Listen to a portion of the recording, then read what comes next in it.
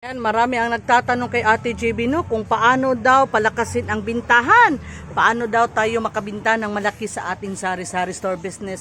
Ilang beses ko na po itong sinabi kaibigan na dapat kung gusto nating lumakas ang ating bintahan, makabinta tayo ng malaki at syempre kumita tayo ng malaki, punuin natin ng stocks yung ating mga paninda. Katulad kay Ate JB, tingnan nyo no. No, kahit marami pa akong stocks kaibigan, nakikita nyo naman, ipapakita ko, di ba? Marami pang stocks ang tindahan ni Ate JB, pero nakikita nyo naman. Di ba? Nakikita nyo sa inyong mga mata na nagpa-deliver ulit si Ate JB.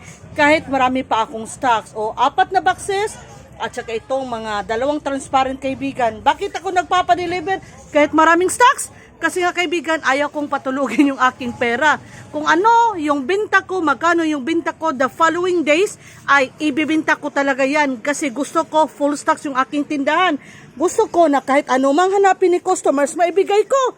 Para naman lalong lalakas yung aking bintahan. Kasi na dadami yung ating customers at mga suki. At syempre, pag maraming customer, maraming suki, matik na yung kaibigan.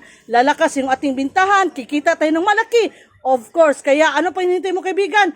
Punuin mo ng stocks ang iyong tindahan para lalong lalago ang iyong sari-sari store business.